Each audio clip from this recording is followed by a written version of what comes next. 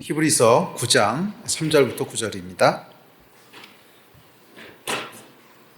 히브리서 9장 3절부터 9절입니다. 다 같이 한 목소리로 3절부터 읽습니다. 시작.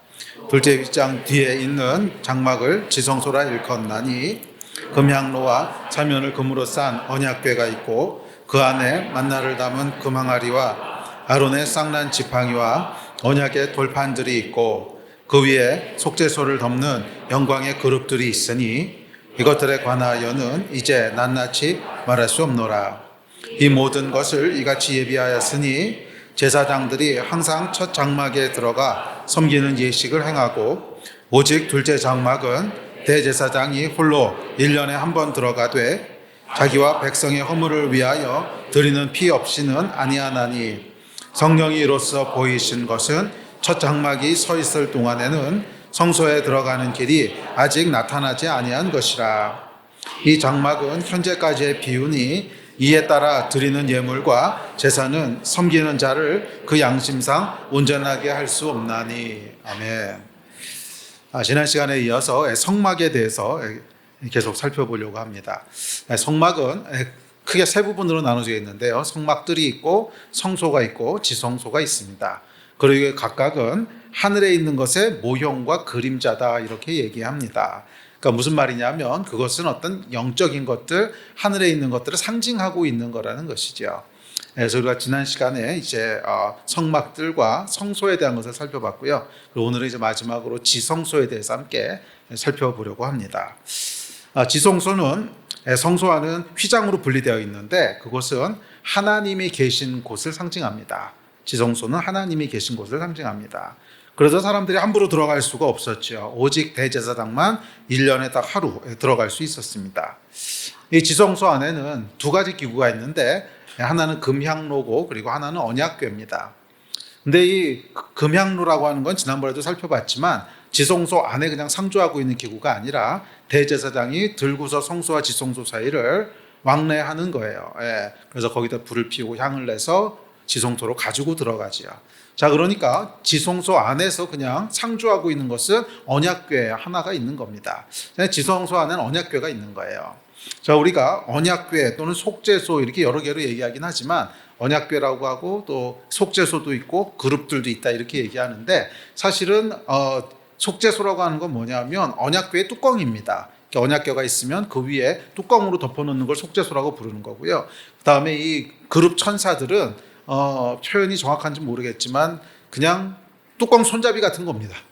그러니까 뚜껑 위에다가 이렇게 그 그룹들을 조각상을 만들어서 그 위에 그냥 붙여놓은 거예요. 그러니까 뚜껑의 그냥 일부라는 거예요. 뚜껑 손잡이라고 표현하면 조금 뭐 좀 그러긴 한데 하여간 그 모양만 놓고 보면 그런 거라는 겁니다.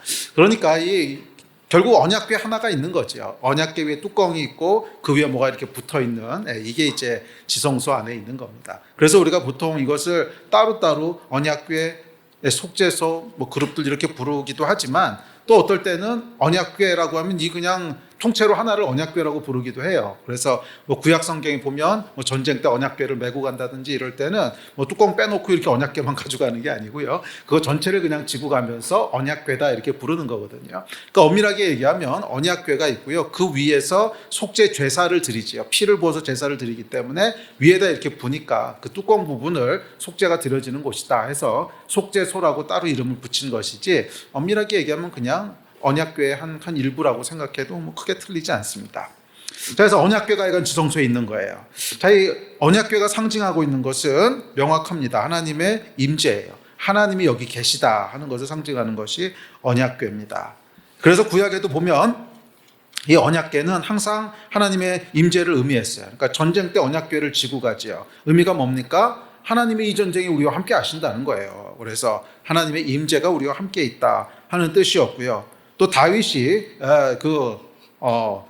언약궤를 오베데돔의 집에서부터 다윗성으로 가져오죠. 그 의미도 뭐냐면 여호와 하나님을 다윗성으로 모셔온다 이런 뜻이었습니다. 그러니까 언약궤는 항상 그 성경 전체에서 언약궤가 상징하는 것은 일관됩니다. 그것은 하나님의 임재예요.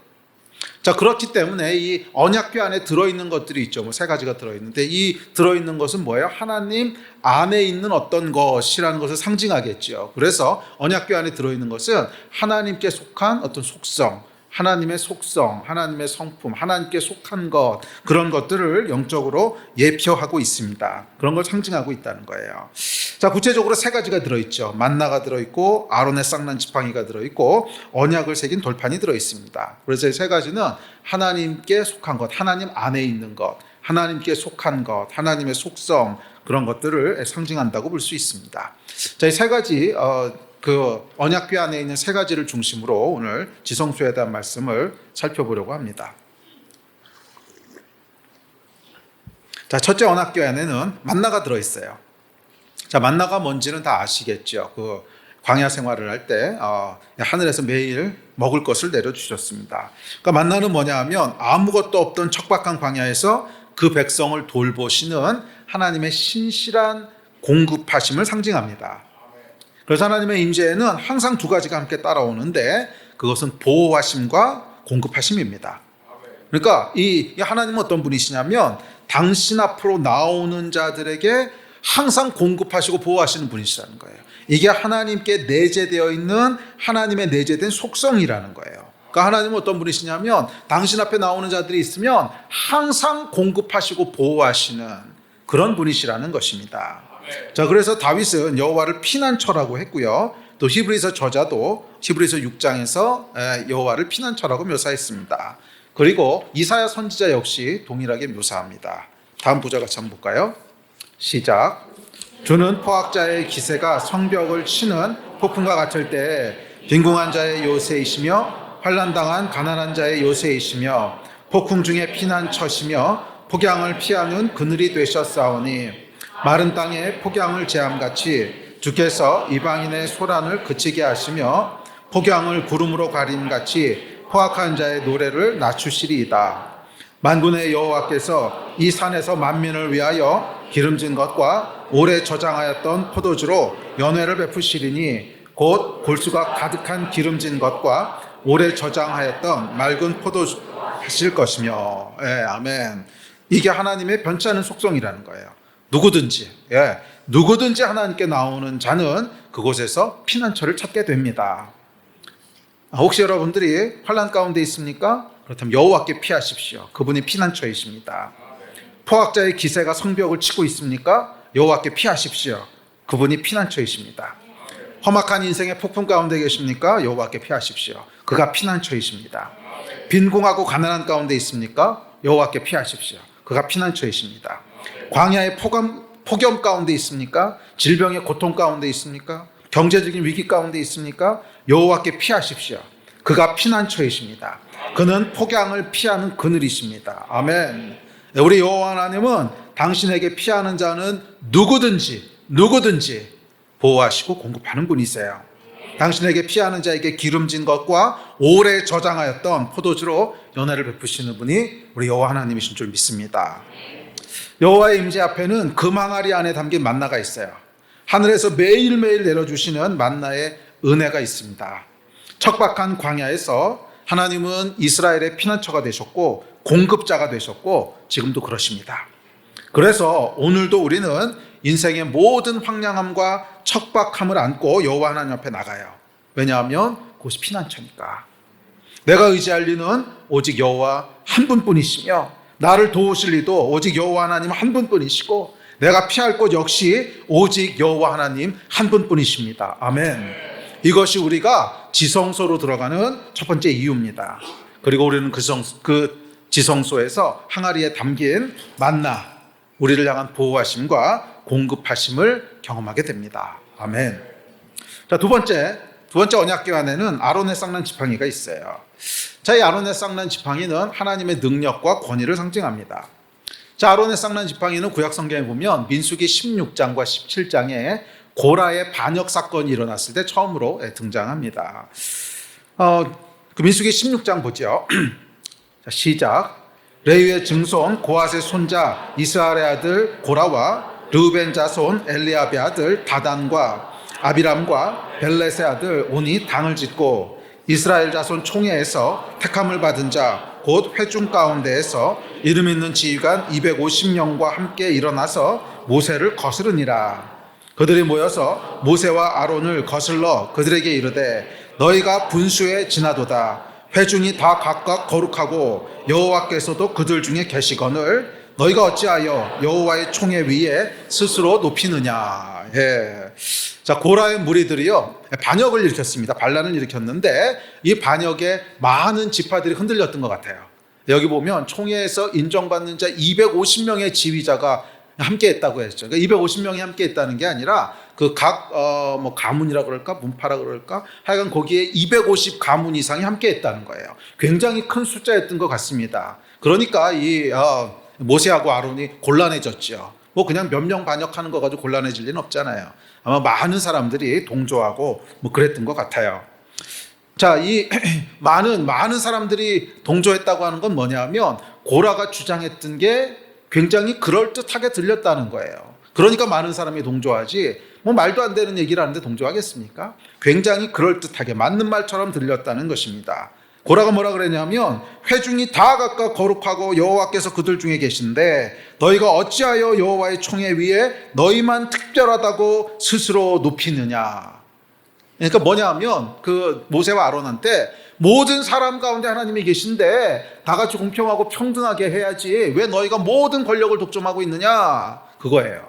예. 그러니까 이들의 주장은 뭐냐면 차별 없고 민주적으로 하자 이겁니다. 차별 없고 민주적으로 차별금지법 폐지하자. 아니야. 폐지하는 게 아니지 만들자 뭐 이거죠. 예.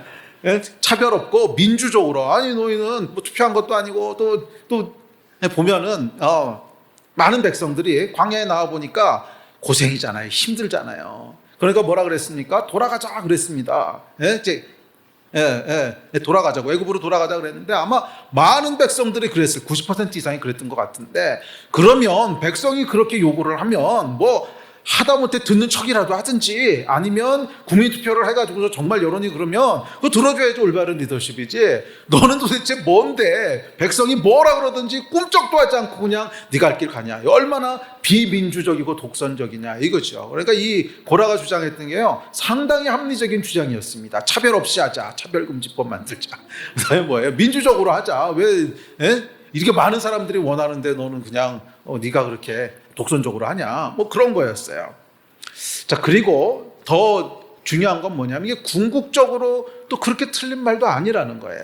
궁극적으로 뭐 이제 백성들이 원한다고 전부 다 들어주는 거 이게 옳다는 얘기는 아니지만 그래도 모든 사람이 뭐예요? 회중이 다 각각 거룩하고 여호와께서 그들 중에도 계신데 이게 사실 종교개혁이잖아요. 사실 이게 종교개혁의 이슈였잖아요. 이 뭐 사제들만 또는 특별히 헌신된 어떤 그런 사람들만 하나님 앞에 나갈 수 있는 게 아니라 모든 사람이 만인 제사장이 돼서 하나님 앞에 나갈 수 있다 하는 게 종교개혁이었잖아요. 그러니까 고라는 여러분 시대를 앞서간 사람입니다. 구약 시대 때 이미 종교개혁을 주장했던 그런 사람이라는 거죠. 자, 그러니까 이게 궁극적으로 그렇게 틀린 말은 또 아니에요. 요 이슈만 놓고 보면. 근데 문제가 뭐죠? 타이밍이 안 맞는 거죠. 이 여러분 영적인 일에 있어서 내용만큼이나 내용보다도 더 중요한 게 타이밍입니다. 타이밍. 자, 문제가 뭐냐면 이때는 아직 성령께서 임하시기 전이었다는 거예요. 자, 여러분 만인 제사장주의가 나오는 게 뭡니까? 이게 새 언약으로부터 나오는 거거든요. 그러니까 구약 시대가 지나고 복음은 뭐냐면 예수께서 피 흘리심으로 새 언약을 맺으셨는데 새 언약의 내용은 지성소로 들어가는 길을 여셨다는 거예요. 그 전까지는 들어갈 수 없었는데 이제는 누구든지 지성소로 들어갈 수 있다는 거예요. 그 전까지는 뭐예요? 선택된 특별한 사람, 대제사장 그 사람만 들어갈 수 있었지만 지금은 누구나 들어갈 수 있는 새롭고 산 길을 여셨다는 거잖아요. 그게 새 언약인데 이 새 언약으로 인하여 이제는 대제사장 한 명만 들어가는 것이 아니라 모든 사람이 똑같이 동등하게 차별 없이 하나님 앞에 들어갈 수 있다 하는 것이 새 언약의 내용이고 그게 종교개혁이죠. 그런데 문제는 아직 성령께서 오신 시대가 아니라는 거예요. 이게 성령께서 임하셔서 이제 우리 안에 거하시기 시작하면서 이런 시대가 열렸다는 거잖아요. 그런데 아직 구약 시대라는 거예요. 이 성령이 임하시기 전이라고 하는 게 왜 중요하냐면 영적인 리더십의 본질은 성령의 기름 부심이기 때문에 그래요. 뭐 세상 리더십은 모르겠지만 영적인 리더십의 본질은 분명합니다. 성령의 기름 부으심이에요. 그래서 구약시대 때 보면 왕이라든지 선지자라든지 제사장이라든지 이런 영적인 리더들은 어떻게 해요? 기름을 부어서 세우죠. 이게 뭐에 대한 예표겠어요? 네? 그러니까 십자가 이후에 다가올 성령의 기름 부으심에 대한 예표를 미리 행하는 거죠. 그러니까 구약의 제사가 예수 그리스도의 십자가에 대한 것을 계속 영적인 것들을 예표하듯이 이 기름 부으심도 마찬가지죠. 그러니까 영적인 리더십의 본질은 뭐냐면 성령의 기름 부으심이라는 거예요. 성령의 임재 속에 거하는 사람, 그분의 인도하심을 받고 함께 하시는 성령님으로 인해 사람들의 존경을 받고. 그러니까 이게 뭐냐면 모세 보세요, 여러분. 모세는요, 성령의 임재가 함께 했어요. 하나님의 임재가 함께 해서 시내산에서 내려오니까 보였어 다. 와, 하나님이 함께 하시는구나. 그 성령의 함께 하심 때문에 사람들이 그를 존중하고 리더십을 인정하는 거잖아요. 이게 성령께서 주시는 영적인 리더십이라는 거예요. 성령께서 주시는 지혜를 쫓아서 다스리고 성령께서 주시는 능력, 담대함으로 사람들을 하나님께로 인도하는 것. 이게 영적인 리더십이죠. 그런데 구약시대 때는 뭐냐면 이 성령의 기름 부으심이 특별한 몇 명에게만 임했던 시대라는 거예요. 모세, 다윗, 선지자들 뭐 이런 사람들 외에는 성령의 기름 부으심이 임한 적이 없어요. 그런 시대라는 거죠. 그런데 이 고라가 너희나 나나 우리도 리더십을 발휘할 수 있다. 그럼 이건 도대체 무슨 리더십을 의미하는 걸까? 성령이 자기에겐 없는데, 그러니까 이 사람도 이 모든 백성들이 다 압니다. 모세는요 시내산에서 내려올 때 보니까 와, 저건 사람의 얼굴이 아니야. 하나님이 함께 하셔. 모세의 능력을 보니까 거기 함께 하신 하나님이 그냥 보여. 그런데 우리랑은 달라. 이걸 알거든요. 나도 알고 모세도 알고 다 알아요. 그런데 나도 모세하고 똑같이 할 수 있다라고 하면 도대체 이게 무슨 리더십을 의미하는 건가? 분명히 모세에겐 성령의 임재가 있고 성령의 기름 부으심이고 우리에겐 없는데, 그런데도 우리나 모세나 똑같이 리더십을 발휘할 수 있다라고 얘기한다면 한번 생각해 봐야 돼. 이 사람들이 생각하는 리더십은 도대체 뭐지? 이 사람들이 생각하는 리더십은 도대체 뭐지? 그러니까 이거는 성령의 임재하심 때문에 온 리더십이 아닌 거예요. 인간의 힘으로 할 수 있는 뭔가, 인간의 지혜로 할 수 있는 뭔가, 그것을 리더십이라고 생각한 거죠. 그래요, 여러분. 그래서 고라의 무리가 생각했던 리더십은 인본주의적인 리더십입니다. 성령의 권위 때문에 오는 리더십이 아니라 그냥 인간의 지혜, 인간의 능력, 뭐 좀 똑똑해서 사람들 잘 이렇게 이끌 수 있는 어떤 재주, 탤런트 뭐 이런 거, 그런 것들을 생각한 리더십이라는 거죠. 인본주의적인 리더십이었습니다. 자, 인본주의 리더십의 본질이 뭡니까? 그것은 백성들이 억울하지 않게 공평하게 평등하게 잘해주고 백성들이 요구하는 것, 그게 하나님이 기뻐하시는 것이든 진노하시는 건 상관없이 하여간 백성들이 요구하는 것을 잘 들어주는 거죠. 이게 인본주의 기준에서 민주적이고 좋은 리더십입니다. 그리고 여러분, 고라가 주장했던 게 정확히 두 가지 아니었어요? 첫째, 회중 전체가 다 똑같은 사람인데 왜 모세와 아론만 스스로 높여서 우리 위에 군림하느냐? 그러니까 뭐예요? 왜 너희만 권력을 다 독점하고 있느냐? 차별이다, 평등하지 않다. 그 이야기였고, 둘째, 사람들이 광야에서 힘들어한다. 왜 우리를 광야로 데리고 나와서 이 고생을 시키냐? 백성들의 요구가 있는데 이게 절반 미만의 요구를 하면 뭐 오케이. 그런데 70%, 80%, 90%가 이렇게 원하면 좋은 리더라면 그거 들어줘야 되는 거 아니냐? 왜 네 마음대로 하냐? 90%의 사람이 이거 하자는데 너 혼자 이거 안 된다고 이거 하면 그게 민주적인 리더십이냐? 그건 나쁜 리더십이다. 예, 그게 고라가 주장했던 주장이었단 말이에요. 그러니까 뭐예요? 인본주의 리더십을 단적으로 보여주고 있습니다. 인본주의 리더십을 단적으로 보여줘요. 백성들의 불만이 없도록 일률적으로 평등하게 대하고, 하나님의 뜻이 무엇인지 그건 모르겠고 하여간 백성들이 원하는 게 있다면 다 들어줘. 이게 인본주의 리더십이에요. 이게 여러분 상당히 민주적으로 들릴 수도 있고 좋게 들릴 수도 있는데 문제는 뭐냐면 하나님의 뜻이 개입될 수 있는 룸이 없어요. 하나님의 뜻이 개입될 수 있는 틈이 없어요. 모세가 여러분 90%의 백성들이 부르짖는데도 그렇게 안 한 이유가 뭐예요? 하나님께서 그렇게 하지 말라고 그러신 거잖아. 그러니까 모세는 사람들 앞에 무릎 꿇은 사람이 아니라 하나님께 무릎 꿇은 사람이기 때문에 거기서부터 모세의 리더십이 시작되거든요. 영적인 권위가 거기서부터 오기 때문에 사람들이 뭐라고 하든지 간에 하나님이 그렇게 말씀하시면 그걸 따라가는 게 모세입니다. 그런데 이 인본주의 리더십에는요, 이 틈이 없어요. 그냥 많은 사람들이 원하면 그냥 그거 해야 되는 거야. 이게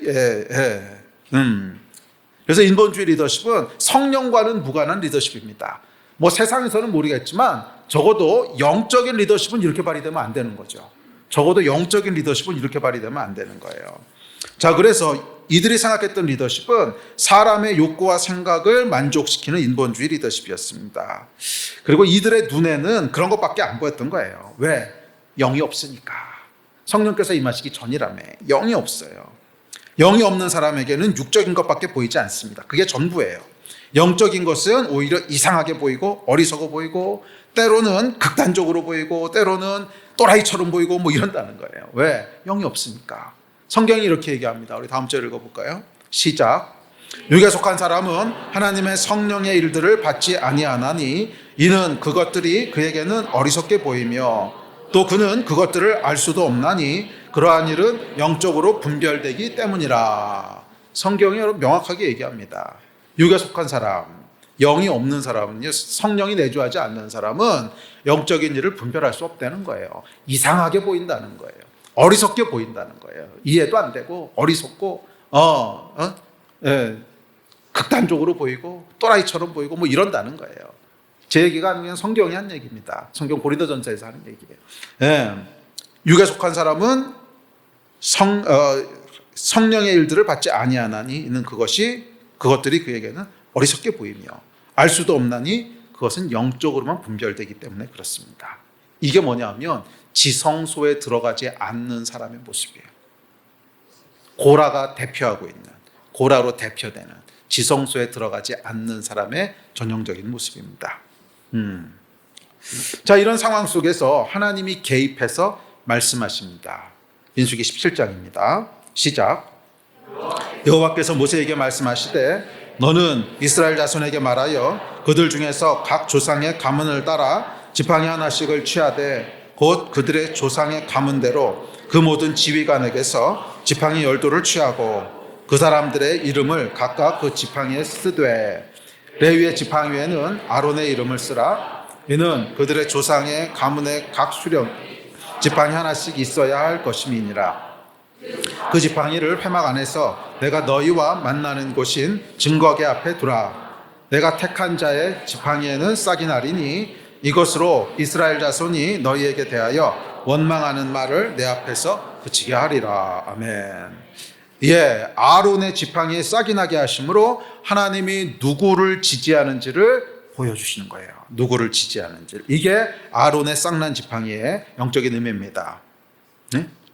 너희 눈에 이상하게 보인다고? 어리석게 보인다고? 극단적으로 보인다고? 또라이처럼 보인다고? 아니야. 나는 너희가 그렇게 보고 있는 모세와 아론을 지지해. 이 얘기하시는 거잖아요. 너희는 그 사람들이 이해할 수 없다 그러고 너희는 그 사람들이 어리석다고 하고 너희는 그 사람들이 뭐 어쩌고 저쩌고 얘기를 해도 나는 그 모세와 아론을 지지해. 이 하나님의 지지하심. 이게 바로 여러분 영적 권위의 근거라는 거예요. 하나님이 지지하시는 것이 모든 영적 권위의 근거입니다. 영적인 권위가 어디서부터 옵니까? 사람들의 환호, 더 많은 사람들의 의견을 반영하는 정책, 뭐 지혜로운 판단, 공평한 분배, 민주적인 절차, 뭐 비민족으로 하자는 얘기는 아닙니다. 하지만 하여간 뭐 이런 것들에서 그러니까 영적인 리더십이 오는 게 아니라는 거예요. 이런 데서 영적인 리더십이 오는 것이 아니라 영적인 리더십은요. 뭐 사람들은 이런 데서 리더십의 근거를 찾을지 몰라요. 사람들은 이런 데서 리더십의 근거를 찾을지 몰라도 성경은 그렇게 얘기하지 않습니다. 성경은 영적인 권위는 그 근거는 아론의 쌍난 지팡이라는 거예요. 아론의 쌍난 지팡이라는 거예요. 하나님이 지지하시는 거라는 거예요. 네가 옳다. 나는 너를 지지한다. 나는 내 편이다. 내가 가는 곳에 나도 갈 것이고 내가 멈춘 곳에 나도 멈출 것이다. 이 하나님의 지지하심이 모든 영적인 권위의 근거입니다. 그리고요, 이 권위는 지성소에 나가는 자들에게만 주어져요. 왜? 아론의 쌍난 지팡이는 지성소에만 있거든. 여러분, 두 종류의 인생이 있습니다. 하나님의 지지하심을 얻고 사는 인생이 있는가 하면요, 하나님의 눈치를 보는 인생이 있습니다. 당당하게 내가 뭔 말을 하든 무슨 선택을 하든 무슨 행동을 하든 하나님이 나를 지지하셔. 내가 어디 가든지 하나님이 그곳에 함께 가시고 내가 무엇을 하든지 하나님께서 그 일에 지지하셔. 이런 인생이 있는가 하면 눈치 보는 인생이 있어요. 하나님께서 지지하실 것 같지 않은데, 별로 기뻐하실 것 같지 않은데 그래도 한번 찔러보는 거야. 그래도 혹시 이렇게 쿡 찔러봤더니 괜찮네. 오늘 이렇게 하면 천벌 떨어질 줄 알았더니 벼락 떨어질 줄 알았더니 안 떨어지네. 이렇게 조금 더 찔러볼까? 이것도 괜찮네. 조금 더 찔러봐. 이 인생이 있다는 거예요. 계속 하나님 찔러보는 인생. 이렇게 하면 진노하시나? 요까지는 괜찮네. 그러면 요만큼. 아니, 하나님이 지지하지 않으시는 것 같으면 하나님이 노하시든 벌하시든 상관없이 그만둬야지. 그래서 하나님의 지지하심을 받는 인생이 돼야지. 어떻게 하나님의 지지하심이 아니라 진노하심을 간신히 피하면 괜찮은 인생, 그게 여러분 인생이 되면 되겠습니까? 우리가 무슨 얘기를 하든 무슨 말을 하든 하나님이 우리 말 위에 지지하여 주시고, 네가 뭐라고 말할 때 사람들이 뭐라고 얘기를 해도 네 말을 내가 지지해. 이 인생이 돼야지. 하나님이 요만큼 찔러보면 요까진 괜찮네. 아직은 벼락 안 내리셨어. 조금 더 찔러보면 여기도 괜찮네. 이게 여러분 얼마나 구차한 인생입니까? 면피 인생이잖아. 면피 인생. 죄만 아니면 다 하겠다는 이런 인생 되시면 안 돼요. 진짜 복되고 진짜 충만한 인생은 뭐냐면 하나님 지지하시는 거예요. 내가 뭔 얘기를 하든지 내가 무슨 선택을 하든지 간에 하나님이 지지하시는 그 인생이 돼야 되지 않겠습니까? 물론 우리가 완벽하기 때문에 하나님 지지하신다는 얘기 아닙니다. 우리 실수도 하고요, 죄도 짓고요, 다 하죠. 그런데 넘어지고 실수하고 그게 문제가 아니라 하나님이 보시는 건 우리 마음의 중심 보시는 거예요. 비록 우리가 육신이 연약해서 실수도 하고 어떨 땐 잘못하고 말실수할 때도 있고 이렇지만 그 마음의 중심에 나는 하나님의 영광을 위해서 사는 자야. 나는 하나님의 영광을 위해서 사는 자야. 이 마음의 중심이 있는 사람은요, 하나님께서 지지하시는 거예요.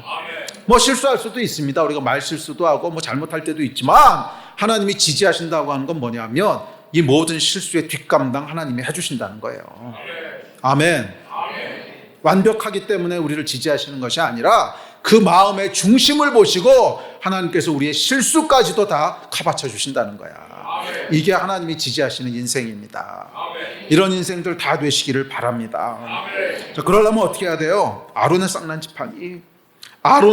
지팡이를 획득하셔야 돼요. 어디서? 아론의 쌍난 지팡이가 어디 있습니까?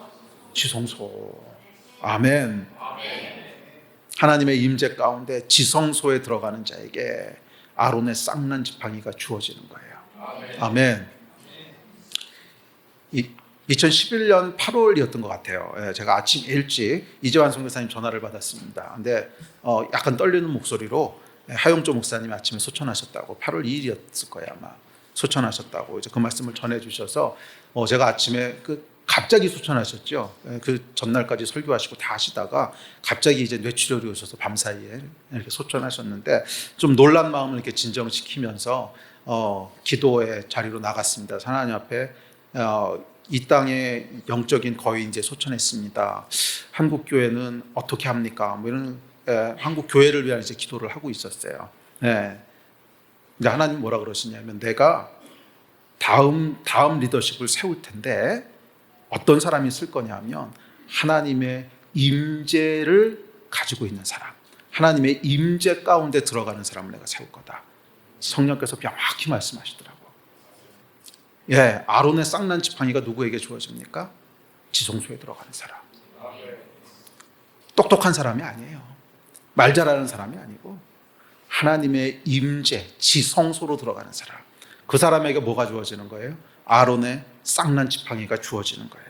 아멘. 아론의 쌍난 지팡이를 획득하는 여러분 되시기를 주의 이름으로 축원합니다. 영적인 권위와 하나님의 지지하심을 가지고 살아가는 여러분 되시기를 바랍니다. 아멘. 아멘. 자, 세 번째 이 언약궤 안에는 언약을 새긴 돌판이 있습니다. 모세가 시내산에서 받았던 돌판이죠. 이 돌판에는 10계명이 기록되어 있다고 하는데 10계명만을 얘기하는 것이 아니라 율법 전체를 대표합니다. 하나님의 말씀 전체를 대표하고 있습니다. 그래서 지성소에는 하나님의 임재 앞에는 하나님의 말씀이 있고 하나님의 법이 있습니다. 그리고 말씀과 법이 있으면 하나님의 통치가 있습니다. 그 통치라고 하는 건 뭐냐면 하나님의 말씀대로 하나님께서 그대로 다스리시겠다는 거잖아요. 그러니까 말씀이 있다고 하는 것은 그냥 우리의 지식을 더해주는 것이 아니라 하나님의 통치가 임한다는 거예요. 이 말씀에 순종할 건지 말 건지 하는 하나님의 통치가 임하는 거예요. 그래서 이 하나님의 임재 앞에 지성소에 나가면 항상 말씀의 무게가 있습니다. 그러니까 이 말씀의 무게를 느끼지 못한다는 것은 지성소에 들어가 있지 않다는 거예요.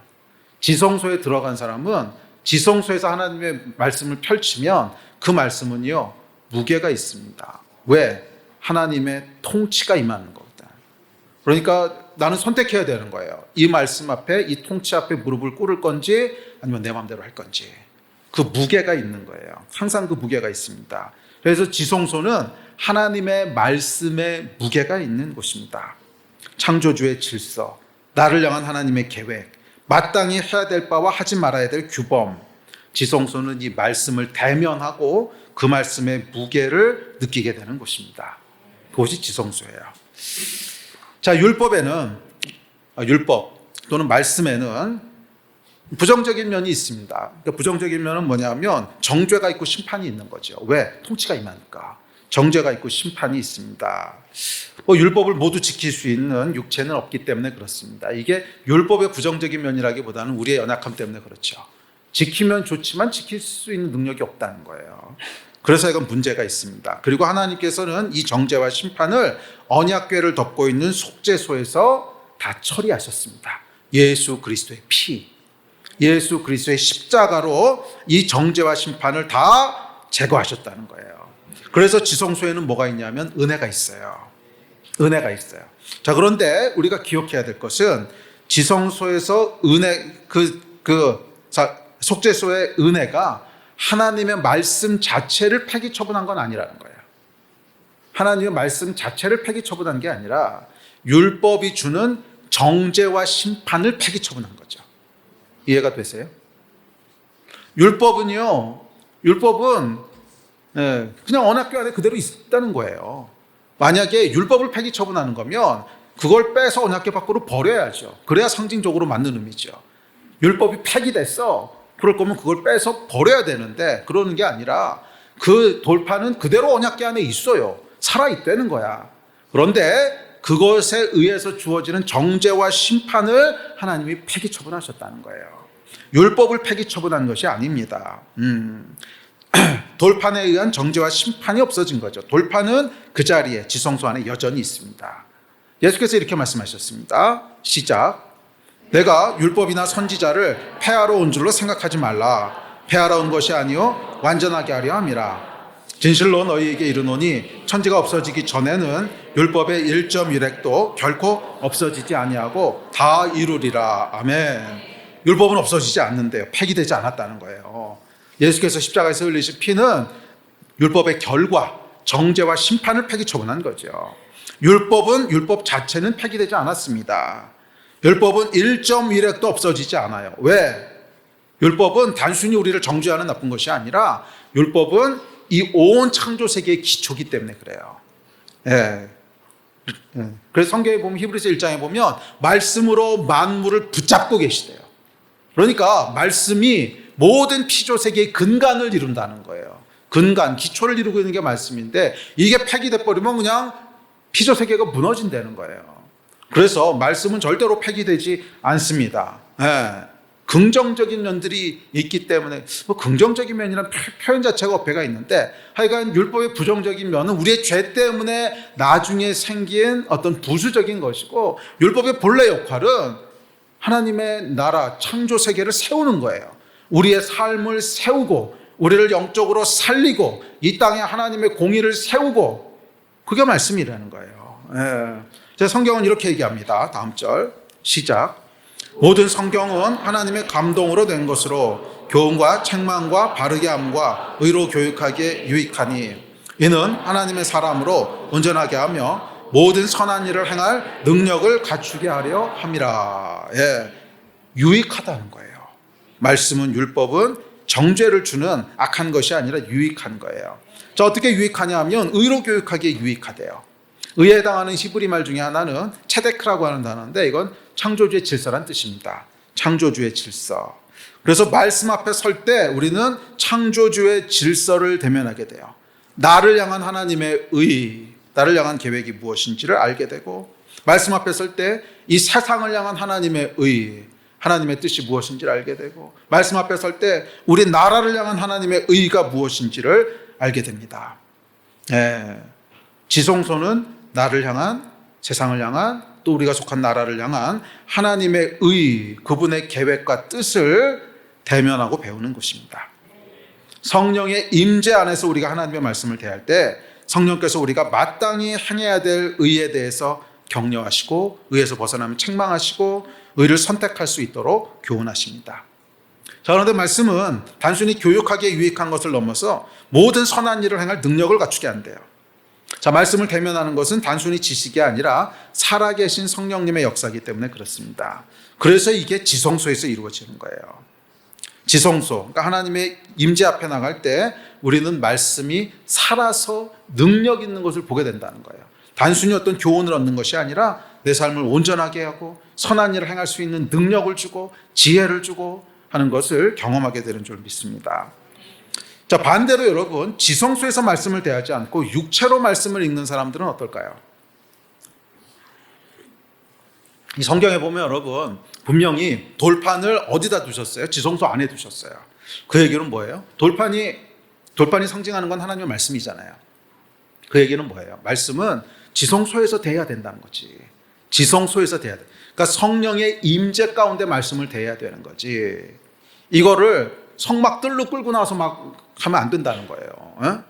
예. 그러니까 이 돌판을 말이에요. 성막들로 끌고 나와서 들고 나와서 거기서 보고 거기서 말씀을 읽고 이러면 안 된다는 거예요. 말씀은 어디서 대하는 거예요?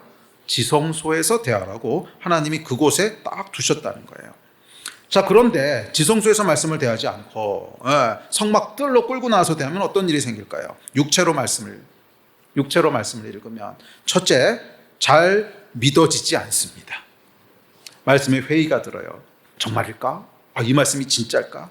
천지를 창조하신 게 진짜일까? 7일 동안 창조하셨다는데 아니 이상하다. 7일이라고 했을 때 그 하루가 지금의 24시간일까? 아니 지구도 만들어지기 전인데 하루라고 하는 건 어디서부터 왔지? 하여간 온갖 생각이 다 듭니다. 그러니까 나사로는 정말로 부활했을까? 아니면 예수께서 무리를 걸으셨다는데 예수님 발은 오리발인가? 별 생각이 다 드는 것이죠. 또 노아의 홍수를 읽다 보면 아니 노아의 홍수 때 홍수가 났으면 민물고기든지 바닷고기든지 하나는 멸종했어야 되는데 왜 두 가지가 지금도 다 있느냐? 제가 성령 받기 전에 실제로 고민했던 내용들이에요. 이런 거 가지고 막 고민하면서 이게 정말일까? 이런 거 이제 고민하는 거죠. 이게 여러분, 이 지성소 밖에서 성경을 읽으면요, 생각이 많아집니다. 머리가 복잡해져요. 회의가 듭니다. 왜? 지성소 밖에 있거든. 성경을 믿어지게 하는 분은 성령님이세요. 내가 믿는 게 아니라 성경을 믿어지게 하는 분은 성령님이세요. 그래서 우리가 하나님의 임재 앞에 섰을 때, 그리고 그곳에서 말씀을 대하면 그 말씀은 그냥 단순하게 믿어집니다. 그냥 아멘. 7일 동안 천지를 창조하셨느니라 아멘. 그냥 믿어지는 거예요. 왜? 저자가 앞에 계시니까. 저자가 앞에 계세요. 그리고 그분의 말씀이야. 내가 천지를 7일 만에 창조했어. 그 말씀 자체는 우리가 다 fully 이해는 안 돼요. 그래도 어이구 지금 하나님이 말씀하시는데 어이구 저분이 말씀하시면 내가 다 이해 못하는 뭔가가 있겠지. 그냥 아멘. 왜? 저자가 지금 앞에서 얘기하고 그 저자가 상상할 수 없는 능력과 권위를 가지신 존경하는 분인데 그 앞에 서서 내가 듣는다고 생각해 보세요. 딴 생각 들겠습니까? 여러분도 그러시잖아요. 저자가 없는데 그냥 그 사람이 쓴 글을 어디 멀리 가서 친구들이랑 막 얘기하다 보면 에이 이게 정말일까 구랄지도 몰라 이렇게 얘기하지만 저자가 바로 앞에 서가지고서 내가 그렇게 만들었고 내가 직접 그렇게 했어 라고 얘기하는데 그 앞에서 에이 구라야 이런 생각 안 들잖아요. 네? 아시겠어요? 무슨 말인지? 그러니까 성경은 어디서 봐야 되는 거냐면 하나님의 임재 앞에서 펼쳐 읽어야 되는 거라는 거예요. 하나님의 임재 앞에서, 성령님의 도심 앞에서 펼쳐 읽을 때 그 말씀이 진리로 믿어지는, 할렐루야. 네, 제가 성령 받기 전에도 성경을 읽고요, 성령 받고 나서도 성경을 읽었는데, 성령 받기 전에는 그 아까 했던 온갖 종류의 질문들이 다 제 머릿속에서 복잡했습니다. 왜? 제가 증명을 해야 되는 사람이잖아요. 수학과 출신 아닙니까? 증명을 해야 되는데 이게 증명도 안 되는 건데 이걸 믿어도 되는가 고민이 많았어요. 그런데 성령 받고 나니까 놀라운 일이 벌어졌습니다. 사람이요, 바보가 됐어요. 그냥 아멘, 그렇지 당연하지, 하나님이신데. 이거 여러분 제가 믿는 게 아니에요. 그냥 믿어지는 거예요. 믿어지는 거예요. 이게 성령의 역사입니다. 그래서 성경은요, 돌판을, 하나님의 말씀이 새겨진 돌판을 지성소에 두셨어요. 끌고 나와서 아무 데서나 막 보게 하지 않으시고 지성소에 두셨어요. 그곳에 들어와서 말씀을 들으라는 거예요. 하나님의 임재 앞에 나와서 그분의 말씀을 펼치라는 거예요. 그러면 여러분 믿어집니다. 그런데 이걸 자기 마음대로 끌어다가 성전 뜰에 가가지고, 성막 뜰에 가가지고서 막 펼쳐서 읽으면서 온갖 생각이 다 들지요. 온갖 잡담을 다 합니다. 정말 이랬을까? 이게 맞을까? 아, 이거 과장된 거 아니야? 별 생각이 다 들어요. 왜? 저자가 안 보이니까. 저자가 안 보이니까. 예. 둘째, 육체로 성경을 읽으면, 육체로 말씀을 대하게 되면 인본주의 기독교에 빠지게 됩니다. 인본주의 기독교. 평등과 민주적 절차를 얘기했던 고라처럼 인본주의 함정에 빠지게 돼요. 이건 어쩔 수 없습니다. 인간의 눈에는 어리석게 보이는, 이상해 보이는 성경 구절들이 있기 때문에 그래요. 네. 그래서 아까 고린도전서에도 어리석게 보인다고 했잖아요. 자, 예를 들어서 아나니와 삽비라는 왜 죽이셨대요? 이게 여러분 이해가 되십니까? 아니, 이 사람들이 뭐 배교한 것도 아니고 뭐 뒤로 찔러가지고서 이 로마 정부에 고발한 것도 아니고, 재산 절반 바쳤는데 왜 죽이셔요? 이게 설명도 안 나와 있단 말이에요. 설명도 안 나와 있고 이유도. 그리고 또 예수께서 12제자 뽑으실 때도 선발 기준은 뭐였지? 평가는 어떻게 하셨고, 각 사람의 곡과 점수는 한 번도 알려주신 적이 없어요. 하나도 밝히신 것이 없고요. 그냥 밀실에서 혼자 기도하다 정하십니다. 세상에 비민주적이고 독선적인 리더십이죠. 그 12명에서 탈락한 13번째 사람은 얼마나 억울했겠어요? 그렇잖아요. 제자 뽑으시는데, 자, 지금부터 내가 12명 선발할 거야. 기준은 이렇게 할 거고, 내가 투명하게 해가지고서 딱 12명 자를 거야. 이렇게 해야지 우리는 그것이 건전하고 좋은 리더십이라고 생각하는데, 예수님은 전혀 그 기준을 안 따르세요. 전혀. 무슨 기준이 뭔지 말씀도 안 해주시고, 그리고 나중에 내가 왜 떨어졌는지 설명도 안 해주세요. 그냥 밀실에서 혼자 기도하시고는 그냥 정해버리셨단 말이에요. 불편하죠. 이게 여러분, 이게 인본주의적인 입장에서 보면은 불편합니다.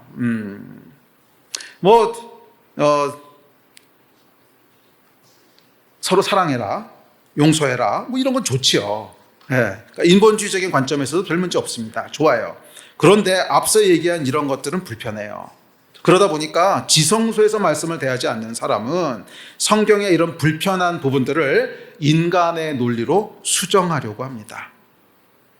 인본주의적인 관점에서 수용할 수 있는 거, 뭐 예를 들면 가난한 자들에 대한 배려, 평화, 화해, 뭐 이런 부분만 강조하고요. 그게 성경에 없는 내용은 아니죠. 물론 성경에 있는 내용이야. 하지만 그 부분만 강조한다는 거예요. 그 부분만 크게 강조하고, 인본주의적 관점에서 불편한 하나님의 주권적인 역사에 대해서는 무시하거나 다른 실천적 대안들을 만들어 수정하려고 합니다. 아무리 성경에서 그랬어도, 그건 그때 당시 문화가 어쩌고 저쩌고 지금 상황에서는 그렇게 하면 안 되고 공평하고 평등하고 민주적으로 이렇게 해야지. 수정하려고 하는 거죠.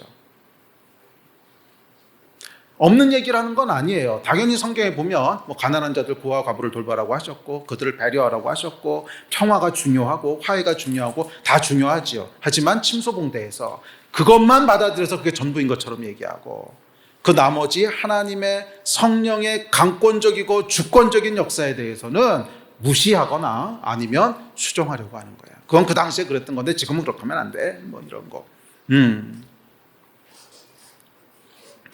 왜 그럴까요? 지성소 밖에 있으니까. 하나님의 임재 그 앞에 있지 않으니까. 그러니 그냥 아무 말이나 막 하는 겁니다. 저자가 앞에 있다고 생각하면 그렇게 못합니다. 저자가 앞에 딱 서 계세요. 그러고 말씀하신다면 그럼 내가 이해가 다 안 돼도 아유 하나님이 뭔 생각이 있으시겠지. 내가 다 모르는 게 있겠지. 이렇게 해야 되는 것이 정상인 건데 하나님의 임재가 보이지 않아요. 예, 저기 성막 뜰에 가서 그냥 자기들끼리 말씀 펼쳐서 토론하고 있어. 그러면 여러분 아무 말 잔치가 되는 겁니다. 아무 말 잔치.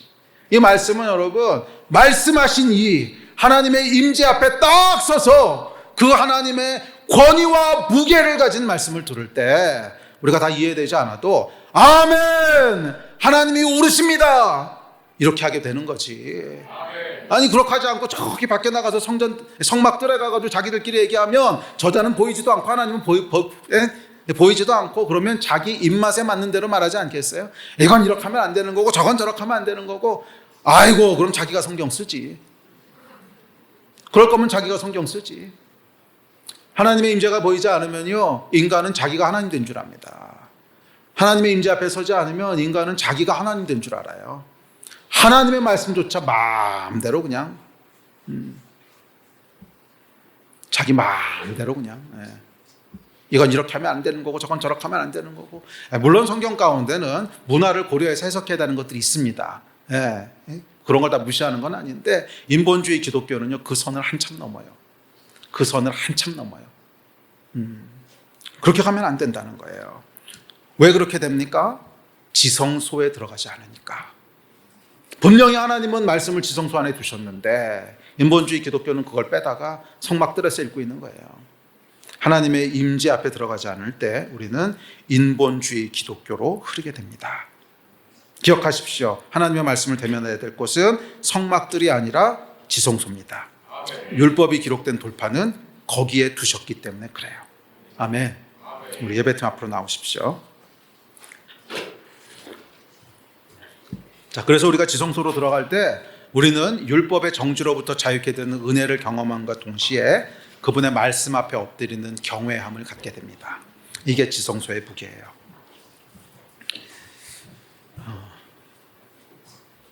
이제 말씀을 마무리합시다. 매일매일 지성소에 들어가는 여러분 되시기를 주의 이름으로 축복합니다. 복음은 뭐냐 하면 새 언약의 내용은 뭐냐 하면 지성소로 들어가는 문을 여셨다는 거예요. 지성소로 들어가는 문을 여셨다는 거예요. 그래서 오늘 본문 말씀에도 뭐라 그랬어요? 이 구약 시대 때는 첫 장막이 서 있을 동안에는 성소에 들어가는 길이 아직 나타나지 아니한 것이라 그랬어요. 그랬는데 예수 그리스도께서 십자가를 통과하시면서 휘장을 찢으시고 지성소로 들어가는 새로운 길, 살 길을 여셨다는 거예요. 그래서 매일매일 그 안으로 들어가라는 거예요. 그러니까 지금은 대제사장뿐만 아니라 누구든지 그 안에 들어갈 수 있고요. 지금은 1년에 한 번이 아니라 수시로 들어갈 수 있다는 거예요. 지금은 꼭 그곳까지 가지 않아도 모든 곳에 하나님께서 성전을 두셔서 누구든지 지성소에 들어갈 수 있는 길을 여셨다는 거예요. 그래서 매일매일 그 안으로 들어가는 여러분이 되시기를 주의 이름으로 축원합니다. 매일매일 여러분들이 기도하는 그 골방이 지성소가 되게 하시고 매일매일 여러분들이 예배하는 이 교회가 이 본당이 지성소가 되게 하시고 매일매일 여러분들이 기도하고 예배하는 직장이 지성소가 되게 하시고 하여간 어디든지 우리가 무릎 꿇고 들어가는 그곳이 지성소가 되게 하세요. 어떻게? 성령님의 임재. 성령님의 임재. 우리 안에 성령께서 내주하시잖아요. 우리 안에 성령께서 내주하시잖아요. 성령님, 오늘 이 장소가 하나님을 대면하는 장소가 되게 하시고 오늘 이 장소가 성막들이 아니라 지성소가 되게 하여 주십시오. 하나님의 임재 가운데 하나님을 대면하는 자리가 되게 하여 주시고 하나님의 임재 가운데 만나 보호하심과 공급하심을 경험하는 자리가 되게 하여 주시고, 하나님의 임재 가운데 아론의 쌍난 지팡이를 받는 자리가 되게 하여 주시고, 하나님의 임재 가운데 하나님의 말씀을 대면하는 자리가 되게 하여 주십시오. 이렇게 기도하셔야 돼요. 그리고 그곳을 지성소로 삼으시고 지성소로 만드시고 지성소로 들어가시는 이 은혜의 역사가 날마다 있게 되기를 축복합니다. 지성소로 들어가지 않으면 여러분, 우리는 그냥 종교인이 됩니다. 지성소로 들어가지 않으면 종교인이 돼요. 구약에서 그 열심이 있었던 바리새인들도 그 놀라운 열심을 가지고도 종교인 이상은 넘지 못했잖아요. 지성소로 들어가지 않으면 그렇게 돼요. 인본주의 기독교에 휩쓸리게 됩니다.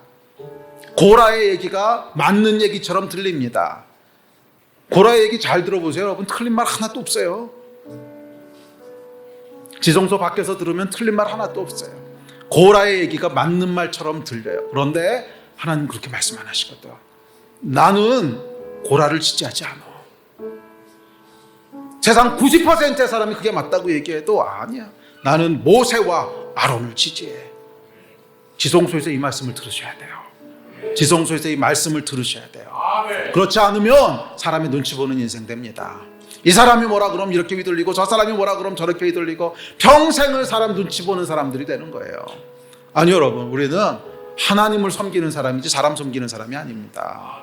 지성소에서 하나님을 대면하고 그 하나님의 말씀 앞에 무릎 꿇는, 세상이 뭐라고 얘기하던 사람들이 뭐라고 평가하던 나를 평가하시는 분은 하나님이시고 나를 세우시는 분은 하나님이시고 이걸 붙잡으셔야 돼요. 그거 붙잡고 살아가셔야 돼요. 아멘. 지성소의 삶을 사시는 그런 여러분들 되시기를 주의 이름으로 축원합니다. 우리 자리에서 일어나서 기도합시다.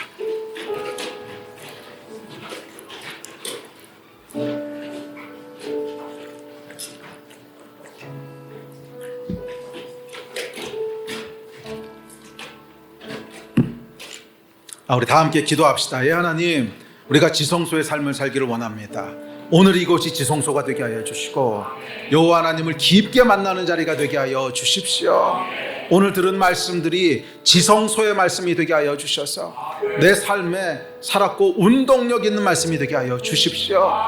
매일매일 하나님을, 살아계신 하나님을 대면하는 은혜가 있게 하여 주십시오. 이 마음 가지고 우리 주여 한번 부르짖고 다 같이 합심해서 기도하시겠습니다.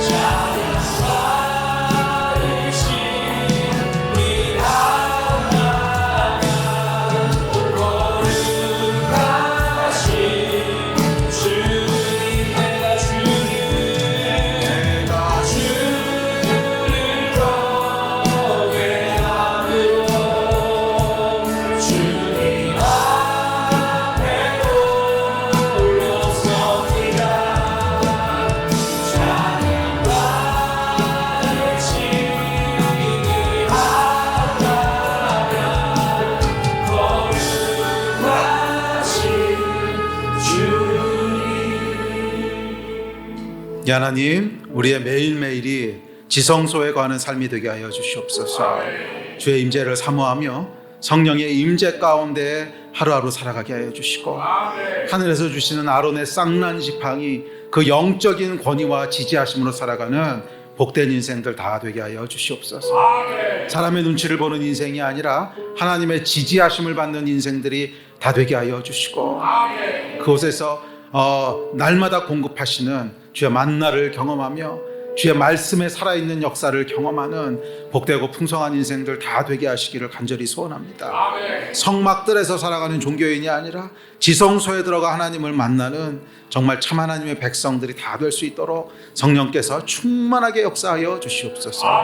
감사합니다. 주 예수 그리스도의 이름으로 기도했습니다. 아멘.